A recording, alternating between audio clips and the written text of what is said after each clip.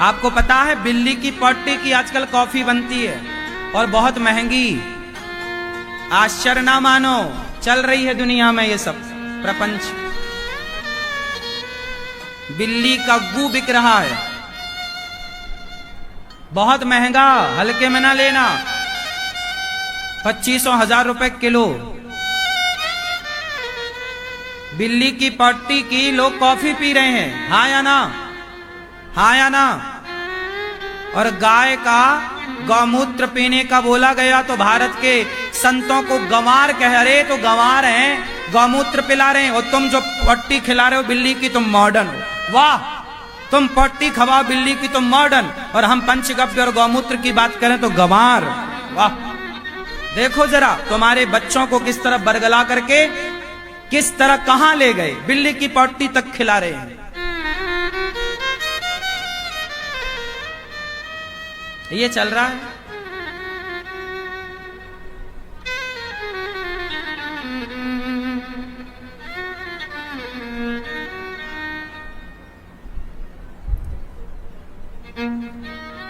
अभी कुछ दिन पहले मैंने कहा कि बिस्किट ना खाया करो, क्योंकि ये बिस्किट नहीं, ये बिस्की किट है। ये बिस्की क्या है? इसमें विष भरा हुआ है। बिस्किट मतलब बिस्की किट। तो लोगों ने बड़ा मजाक उड़ाया, देखो बाबा कैसी बातें कर रहा है, बिस्कुट को बिस्की किट बता रहा है। और अभी देखो महाराष्ट्र में कुछ बच्चे, 200 से अधिक बच्चे बिस्किट खा के बीमार पड़ गए। ये बिस्किट में मैं कहूं कि बिस्किट मत खाओ, तुम बिस्किट खाओ तो मॉडर्न, और मैं अंकुरित अनाज की बात करूं तो मैं गंवार। मैं कहता हूं बिस्किट क्यों खाते हो, अंकुरित अनाज खाओ भाई। चने अंकुरित करिए, दालों को अंकुरित करिए, स्प्राउट्स इत्यादि। जब आप अंकुरित अनाज खाएंगे तो बताओ वो ज्यादा हेल्दी है या बिस्किट ज्यादा हेल्दी है? उत्तर दो, बोलो। क्या अंकुरित अनाज ज्यादा बेहतर है कि बिस्किट? फिर अभी मैंने बोला था, लोगों ने बहुत मजाक उड़ाया, बहुत हंसे, और अभी बच्चे बीमार पड़ गए 200 से अधिक बिस्किट खा के। सिवाय मैदा, सिवाय शक्कर के, सिवाय पाम ऑयल के क्या होता है बिस्किट में? लेकिन संत बोल दे कोई साधु, हम बोल दें कि भाई बिस्किट मत खाओ, तो हमें लोग गंवार कहते हैं, है ना। और तुम भले वो बिस्किट खा के मरो तो मॉडर्न हो भाई, आप तो ये खा रहे हैं। मतलब अच्छी बात आज के जमाने में बोलने वाला कोई हो तो उसे ऐसी बोला जाता है। हाँ, बुरी बातें आप बोलिए, आपको कोई कुछ ना बोलेगा। आप धड़ल्ले से गुटके का प्रचार करिए, दाने दाने में केसर का दम। संडे हो या मंडे, खूब अंडे बेच रहे हैं। हर गलत चीज का प्रचार बॉलीवुड कर रहा है, लेकिन उस गलत के बारे में कोई नहीं बोलता। हम अच्छी बातें कहें तो लोग हमें बोलते हैं, हाँ या ना। अच्छा बताओ, किसी महिला को बच्चा नहीं होता, किसी महिला को बच्चा नहीं होता, वो सारे डॉक्टर को दिखा चुकी होती है, 100 डॉक्टरों को दिखा के बैठ जाती है थक करके, अब तो हो गई नहीं, डॉक्टर मना कर दिया, बहुत सारी दवाई दी, महीनों सालों खाए, नहीं मिला। सारी डॉक्टरों को दिखाया ना, तो मैंने बोला कि जब सारे डॉक्टरों से थक जाना तो एक छोटा सा प्रयोग कर लेना। मैंने एक प्रयोग बताया, लोगों ने बड़ा मजाक उड़ाया। मैंने प्रयोग बताया कि पहले तो सारे डॉक्टरों को चेकअप करा लो, जब सारे डॉक्टर फेल हो जाएं, जब तुम्हें पुत्र प्राप्ति ना हो, संतान प्राप्ति ना हो, तो एक उपाय कर लेना। क्या उपाय? मैंने कहा कि गाय को गेहूं खवाना, गाय को गेहूं खवाना, और वो गेहूं जब गाय के गोबर से बाहर आएगा तो उस गोबर को साफ करके, गेहूं को साफ करके, धुल करके, और गेहूं की बढ़िया 10-5 पानी से धुल करके गेहूं को साफ करके पहले सुखाना, फिर सुखा करके उसे पीसना, उसकी रोटी बनाना, भगवान जी को भोग लगाना, और वो रोटी तुम दोनों पति पत्नी खाओगे तो भगवान राम का वंश आगे नहीं बढ़ रहा था। तब राम के पूर्वज राजा दिलीप ने गौ माता की सेवा करी, और गौ माता की सेवा के द्वारा उनके घर में रघु का जन्म हुआ, जिनके नाम से रघुवंश चला। यदि गौ माता की सेवा से, गौ माता की कृपा से राम का वंश चल पड़ा, तो गौ माता की कृपा से तुम्हारा भी वंश चल पड़ेगा। तो बताओ इसमें क्या बुरा था? अब तुम 100 डॉक्टरों को तो दिखाई चुके ना, मेडिकल साइंस तो हार चुका ना तुमसे। तो एक गौ माता को बढ़िया सा गेहूं खवा के और वो गेहूं का बढ़िया भोग लगा के खा लेने में क्या बुराई है भाई साहब? तो लोगों ने क्या कि अरे बाबा तो देखो गोबर खवा रहा है, अब ले। और ये प्रयोग हमारे यहां होते चले आए हैं, ये शास्त्रोक्त प्रयोग है कि गाय के पेट में जब कोई वस्तु गेहूं इत्यादि जाती है तो वो सामान्य गेहूं जाता है, पर विशेष तत्व, विशेष एनर्जी गाय के संपर्क से उसमें प्राप्त। यदि गाय के मूत्र में शक्ति ना होती तो आज बाजार में किसी भी मेडिकल में जाओ और बोलना गौमूत्र चाहिए, मिलता है कि नहीं? उत्तर दो। बाजार में किसी भी आप मेडिकल शॉप में जाओ, गौमूत्र मांगो, मिलता है कि नहीं? जोर से। और आप किसी भी मेडिकल शॉप में जाओ, कुत्ते का मूत्र मांगो, मतलब गौमूत्र में ही शक्ति है, इसलिए आज भी बाजार में गौमूत्र बिक रहा है। तो गौ को हल्के में समझ रहे। मैं गाय की महिमा बताऊं तो लोग मजाक उड़ाते हैं, वो कुत्ते से लोग अपना मुंह चटवाएं तो वो मॉडर्न है, कुत्ते से मुंह चटवाने वाले मॉडर्न, और हम गाय की सेवा करें तो गंवार। देखो ऐसा है आज का जमाना। समझ में आई ना बात? गाय सबकी माता है और पूरे भारत की आस्था गाय पे रही है। आप कितने लोग गाय को माता मानते हैं? तो गाय के अंदर माता वाला कोई गुण लक्षण है कि यूं ही मानते हो? है ना? तो फिर आजकल के पढ़े लिखे लोग, यदि तुम पंचगव्य पीने लग जाओ, पंचगव्य कौन कौन जानता है? पंचगव्य गाय के गोबर के रस, मूत्र, दूध, दही और घी, ये 5 चीजों को मिलाने से पंचगव्य बनता है। जब तक आप पंचगव्य नहीं पीते तब तक आप यज्ञ करने के अधिकारी नहीं होते। ये यज्ञ का विधान है। लेकिन अब प्राचीन परंपराओं से आजकल के बच्चे हट गए, अपनी भारतीय सनातन संस्कृति को भूल गए, और जब संस्कृति भूल गए तो पंचगव्य भूल गए, पंचगव्य भूल गए तो गौ माता की महिमा भूल गए। और गौ माता, आजकल लोग कुत्ता पालने में बड़े इंटरेस्टेड हैं। कुत्ता 1-1 लाख का ले आएंगे और 1-1 लाख के कुत्ते से अपना मुंह चटवाएंगे, लेकिन गाय घर में रखने में शर्म आती है। मैडम कुत्ते की पोटी उठाए तो मॉडर्न, और कोई स्त्री गाय का गोबर उठाने लग जाए तो उसे गंवार कहा जाता है। ये देखिए, ये दोगलापन नहीं है? क्यों मेरी मां? सही है?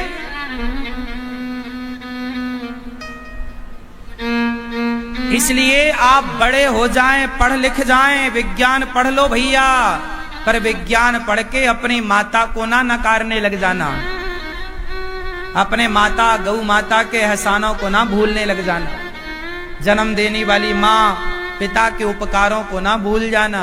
आजकल के बच्चे तो माँ बाप से भी बोलते हैं कि तुमने हमारे लिए किया ही क्या है। अब इन्हें जरा बताओ कि तुम्हारे लिए क्या किया है।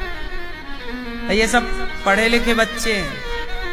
पहले एक अनपढ़ बेटा था जो माँ की आरती उतारता था, पहले एक अनपढ़ बेटा था जो माँ की सेवा करता था, पांव दबाता था, बूढ़ी माँ की साड़ी धुलता था, श्रद्धा से उसका यदि खटिया पे पड़ जाए तो साफ सफाई करता और नहला धुला करके उस माँ की सेवा करते बड़ी श्रद्धा से। पहले के बेटा बड़ी श्रद्धा से अपनी माँ की सेवा करते थे, बाप के प्रति बड़ी श्रद्धा और आस्था हुआ करती थी। 100 जूता मारता था बाप अपने बेटे को, लेकिन पलट के कभी बेटा बाप को जवाब नहीं देता था। पहले के अनपढ़ बेटे माँ बाप के प्रति बड़े श्रद्धावान थे, और आजकल के पढ़े लिखी औलाद अपने माँ बाप के प्रति तनिक भी श्रद्धा नहीं रखती और कहती है जी हम पढ़े लिखे। क्यों? बदलाव हुआ है कि नहीं लोगों की सोच में, विचारों में? इसलिए खूब पढ़ना बेटा, एहसान न भूलना। तो एक होता है नमक हरामी, जिसे कहते हैं कृतघ्नि, और एक होता है कृतज्ञता। एक होती है कृतज्ञता, मैं आपका कृतज्ञ हूं। कृतज्ञ मतलब मैंने आपका एहसान माना, उसे कृतज्ञ कहे, मैं आपका कृतज्ञ हूं। कृतज्ञ मीन्स मैं आपको मानता हूं कि हाँ आपने मुझे एक गिलास पानी पिलाया है, और मैं आपके एक गिलास पानी के बदले मैं बहुत कुछ उसका आपको देने का भाव रखूं, आपके प्रति श्रद्धा रखूं, वो कृतज्ञता है। तो कृतघ्नि मत बनिएगा, कृतज्ञता व्यक्त करिएगा।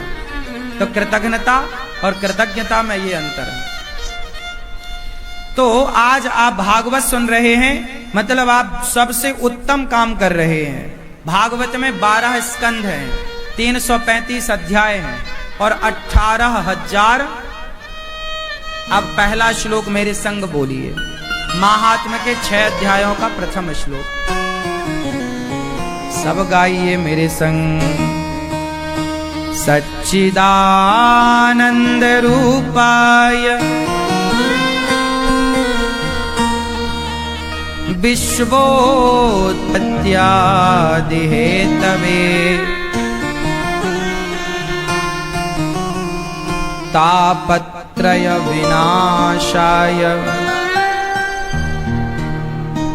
श्री कृष्णाय वयं नुमः।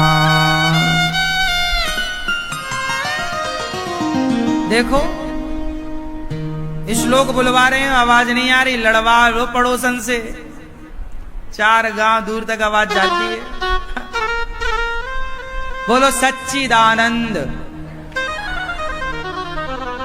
मैया, पीछे वाली माँ बोलो, मेरी माँ सच्चिदानंद।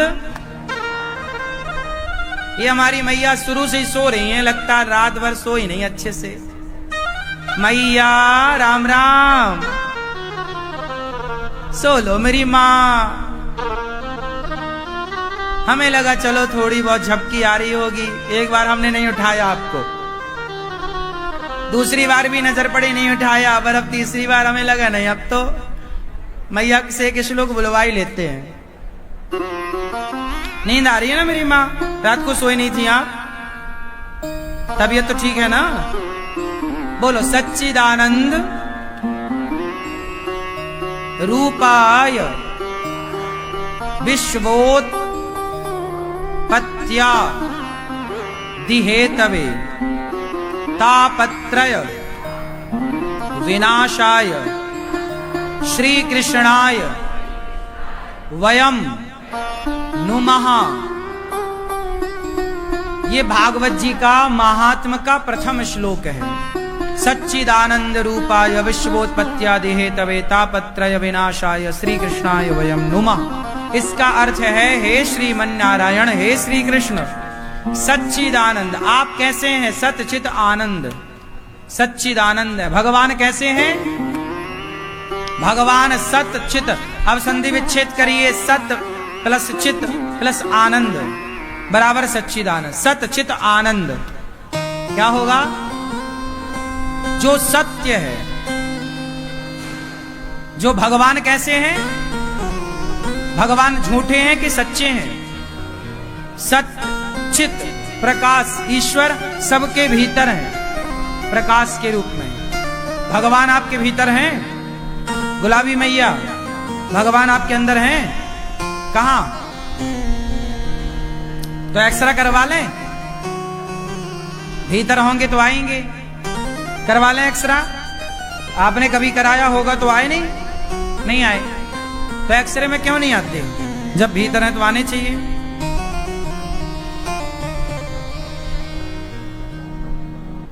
क्यों? भगवान कहाँ रहते हैं?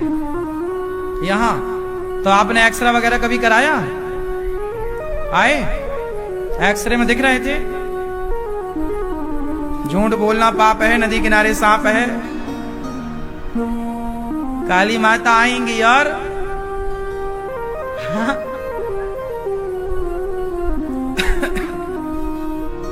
तो भगवान सबके भीतर रहते हैं। किस रूप में? संसार की ऐसी कोई मशीन नहीं है, चाहे वो सिटी स्कैन हो, एक्सरे मशीन हो, संसार में ऐसी कोई मशीन नहीं है जो हवा की फोटो ले सके। ट्यूब के अंदर हवा होती है, बलून के अंदर हवा होती है, क्या बलून के अंदर की हवा दिखाई पड़ती है? गाड़ी में ट्यूब होता है, टायर और ट्यूब, क्या उसके अंदर की हवा दिखती है? कोई मशीन क्या हवा की फोटो खींच सकती है? जब हवा की फोटो नहीं खींची जा सकती तो जिस परमात्मा ने उस हवा को बनाया है उस परमात्मा की फोटो भला ये मशीनें कैसे खींच सकती हैं? इसलिए ईश्वर है तो सही, लेकिन वो किसी भी फोटो पर कोई भी ऐसी मशीन नहीं बनी जो उस ईश्वर को कैप्चर कर सके, क्योंकि भगवान के बारे में है अणोर अणियान। बोलो अणोर अणियान, महतो महीयान। इसका अर्थ जानते हैं क्या हुआ? भगवान अणोर अणियान मतलब भगवान अणु से भी, परमाणु से भी और से भी और से भी इतने छोटे हैं कि जैसे आपका बाल, आप एक काम करो, बाल का आप आगे का हिस्सा काटो, आप अपने सिर के बालों का आगे का हिस्सा काटो, फिर उस बाल के आप 100 टुकड़े करो, फिर 100 टुकड़े में से एक टुकड़ा पकड़ो और एक टुकड़े का फिर से 100 टुकड़ा करो, फिर उस 100 टुकड़े में से फिर एक टुकड़ा पकड़ो, फिर उसके फिर 100 टुकड़े करो, उसका एक टुकड़ा करो, फिर 100 टुकड़े करो। क्या इतना कर सकते हो आप? कुछ बचेगा?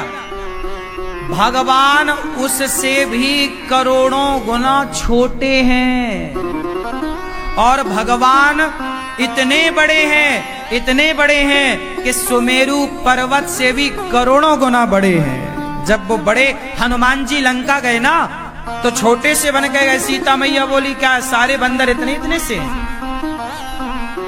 सीता मैया ने कहा तुम कौन हो? राम दूत मैं मातु जानकी, सत्य सपच करुणा करुणा निधान की है मां, मैं राम का दास सेवक दूत। हनुमान जी मसक समान रूप कपिधरी, अति लघु रूप पवन सुतलीना, छोटे से थे। फिर हनुमान जी ने क्या किया? अपना विशाल रूप बनाया तो सीता मैया ऐसे देख रही। तो हनुमान जी जब राम का भक्त छोटा भी हो सकता है और बड़ा भी हो सकता है तो राम तो खुद भगवान, वो क्या नहीं हो सकते? भगवान अडोर अणियान मतलब छोटे से। अच्छा बताओ सबसे छोटे का क्या पैरामीटर होता होगा? सबसे छोटा क्या है? एक हवा में उड़ता है ना धूल का कण, हवा में उड़ता है ना धूल का कण। आपके घर में कहीं सूर्य का प्रकाश आता हो तो उस प्रकाश में देखना बहुत सारे कण आपको दिख जाएंगे, है ना? वो धूल के कण, उस एक कण को आप पकड़िए, उस एक कण के 100 टुकड़े करिए, क्या वो तुम्हारी आंखों में आएंगे? नहीं। अरे भगवान इतने छोटे हो सकते हैं, अणोर अणियान। इसलिए भगवान सबके भीतर हैं, पर आज तक दुनिया में ऐसी कोई मशीन नहीं बनी जो उस भीतर के परमात्मा को देख सके। है सबके भीतर, क्योंकि वो निकल जाएंगे तो आप भी निकल जाओगे। वो जब तक हैं तब तक हम हैं, वो नहीं तो हम।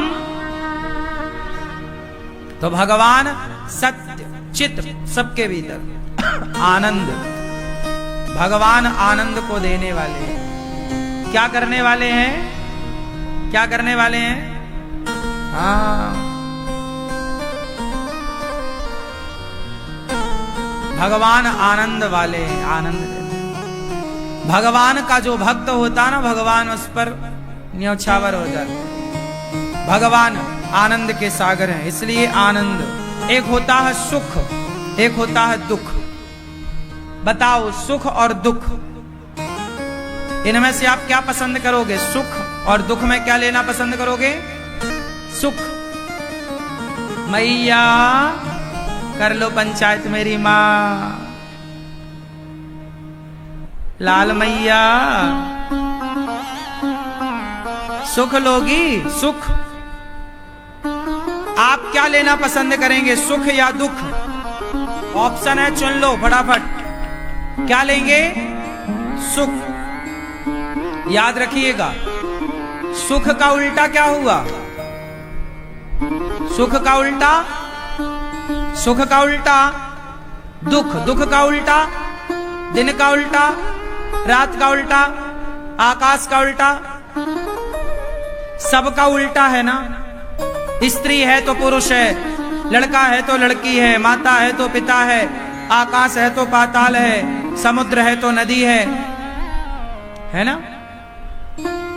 सुख है तो यदि आपने सुख को चुना तो सुख है तो दुख भी होगा, क्योंकि उल्टा है ना। सुख दुख, सुख दुख, सिक्के के दो पहलू हैं। आपने सिक्का पकड़ा तो दोनों पहलू आपके जेब में होंगे। तो सुख को चुना तो दुख अपने आप आ जाएगा, और दुख को चुना तो सुख अपने आप आ जाएगा। मतलब सुख दुख अलग नहीं हो सकते कभी, जैसे दिन रात अलग नहीं हो सकती, ये दोनों कंटिन्यू चलती रहेंगी। सर्कल है ये, सिस्टम है ये। उसी प्रकार यदि आपने सुख को चुना तो सुख के बाद दुख, फिर दुख के बाद सुख, यही चलता रहेगा। सुख दुख, सुख दुख, सुख दुख, सुख दुख, सुख दुख। इसलिए आज मैं आपको एक तीसरा फॉर्मूला देता हूं, लोगे ना? क्या है सुख दुख? सुख दुख में आप परेशान हो जाओगे, कभी हंसोगे कभी रोओगे, कभी हंसोगे कभी रोओगे, कभी हंसोगे कभी रोओगे, यही चल, ऐसे में आप मर जाओगे। मेरी बात मानो, सुख दुख मत चाहो। आज मैं आपको बढ़िया बिंदास चीज देता हूं।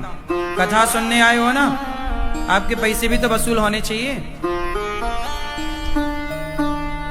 तो सुनो, सुख दुख नहीं।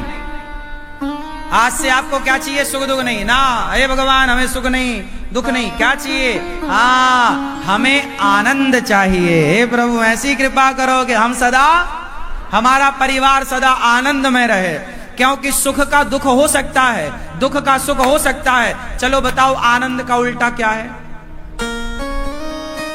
आनंद का उल्टा नहीं है। इसलिए तो कहते हैं कि नंद के आनंद भयो। भगवान का नाम क्या है? आनंद। इसलिए भक्त लोग किस में रहते हैं? आनंद में। सुख में जो रहता है वो दुख में भी रहता है। बचेगा कहां बच्चू? आएगा तो छतरी के नीचे। इसलिए छतरी के नीचे नहीं, आनंद। इसलिए राम जी का नाम है जो आनंद सिंधु सुख राशि। जिसके जीवन में मिला सत्संग है, उसे हर घड़ी आनंद ही। तो संत लोग किस में रहते हैं? संत लोग सुख में नहीं रहते। सुख में तो आप लोग हो। आज सुख में हो, फिर ये परिवर्तन होता रहता है, कभी बिगड़ जाता है समय, कभी ये कभी वो, टेंशन चिंताएं। आप सब से फ्री हो जाओ। आज से किस में रहोगे? हे बिहारी जी, हमें सुख दुख से बचाओ और सदा आनंद में रखो। किस में रहोगे? कहां हो भैया? हम आनंद में, सदा आनंद। जिसे पता नहीं है ना, वो लोग सुख दुख पड़े उलझे। थोड़ा ऊपर बढ़ो। इसलिए पत्नी में सुख है, इसलिए पुत्र में सुख है, मिठाई में नमकीन में सुख है, व्यंजन में खाने में सुख है, सोने में सुख है, चलने फिरने घूमने टहलने में सुख है, पैसा में, दुकान में, प्रतिष्ठा में, रुपया में सुख है। लेकिन भगवान के मंदिर में, भगवान की कथा में सुख नहीं है। भगवान की कथा में, भगवान के भजन में, भगवान के लिए रोने में, भगवान के मंदिर जाने में, प्रभु को मन में बसाने में सुख नहीं है। ये आनंद देने वाला विषय है। मीराबाई को क्या मिला? सुख मिला कि आनंद मिला? बोलो। क्या मिला? मेरे तो गिरधर गोपाल, दूसरों ना। मीरा क्या कहती है? मेरे तो गिरधर गोपाल हैं। और गिरधर का नाम क्या है? नंद के आनंद भयो। तो नंद के भयो ही का आनंद भयो, और आनंद भयो तो मीराबाई कह रही है गिरधर गोपाल। तो गिरधर गोपाल नाम तो बाद में पढ़ो, पहले तो आपको नाम आनंद पढ़ो। पहले तो नाम का पढ़ो आनंद।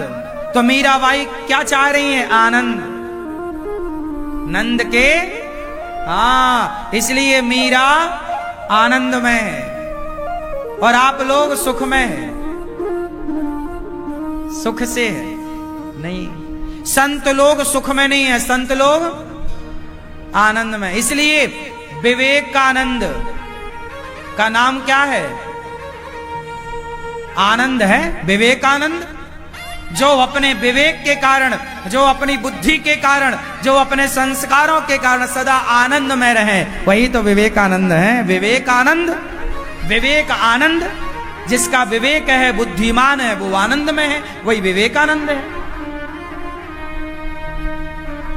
क्यों मैया क्या बोलती तू? आनंद में हो भैया, आप किस में हो? हाँ, तो आज से कहां रहोगे? कहां भैया, कैसे हो? आनंद में। हे प्रभु सदा ये आनंद बना रहे, और आनंद बना ही रहेगा, क्योंकि आनंद का उल्टा कुछ नहीं है। भाई गेहूं को पीसोगे तो आटा बनेगा, आटा को पीसोगे तो मैदा बनेगा। अब मैदा को पीसोगे तो क्या बनेगा? हाँ, मैदा का क्या बिगड़ेगा? तो सुख से दुख आएगा, दुख से सुख आएगा। इसलिए सुख दुख नहीं, आनंद से पीस के क्या बनाओगे? आनंद को आनंद में पाओगे, इसलिए आनंद।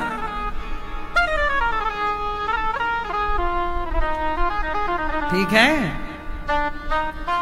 तो आज से आपसे कोई पूछे कैसे हो? आनंद में,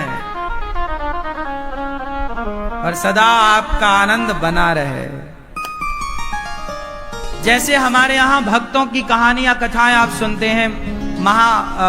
राजस्थान की एक अच्छी भक्त हुई हैं, कर्मा बाई।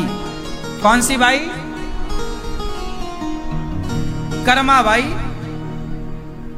वो, उनके पिताजी बड़े उपासक थे भगवान के, श्री कृष्ण के। एक दिन उनके बाबूजी बाहर गए काम धाम के लिए, तो कहा बेटी तुम पूजा करियो। तो वो पूजा करवे लग गई। वो भी बना के ले आई, नहवा धुला के भगवान को बिठाया। खवाने की बारी आई तो खींचड़ो बना के ले आई। भैया खींचड़ो जानो आप? क्या होता? ऐसा सा होता है। हाँ? मूंग की दाल होती है खिचड़े में, और बढ़िया घी डलता है, देसी घी, है ना? हाँ, और गुड़ भी डलता है। हाँ, गुड़ का बूरा, मीठा। राजस्थान में खूब प्रचलन रहता है इसका। आज भी लोग, पुराने लोग खूब चाव से खाते हैं खींचड़ो। हाँ है ना? तो वो खींचड़ो बना के ले आई बेचारी, और भगवान को खींचड़ो का भोग लगाया। अच्छा, राजस्थान में और क्या खाते हैं जानते हैं? क्या खाते हैं? दाल बाटी चूरमा।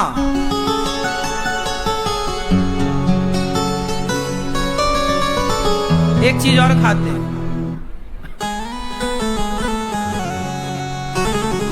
इसलिए वहां के भक्त कहते हैं बाजरे की रोटी खा ले श्याम, चूरमा ने भूल जावे गो। बाजरे की रोटी खा ले श्याम, चूरमा ने भूल जावे गो। भगवान बड़े सुंदर हैं। भगवान की सुंदरता का वर्णन जब इस श्लोक में किया, सुखदेव भगवान जागे, कोई इतना सुंदर? सबसे सुंदर कौन है संसार में जानते हैं? बताओ कौन? कौन भैया? चश्मा वाले भैया बताएंगे। सबसे सुंदर कौन? ये भैया तीनों चश्मा लगाए हैं। ब्रह्मा विष्णु महेश तीनों बताओ इस संसार में सबसे सुंदर कौन? पहले आप बताओ।